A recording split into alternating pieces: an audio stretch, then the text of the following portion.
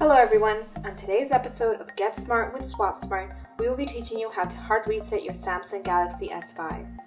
Before we begin, make sure your device is powered off by pressing the power button. To hard reset your device, we will need to press the volume up button, home button, and power button.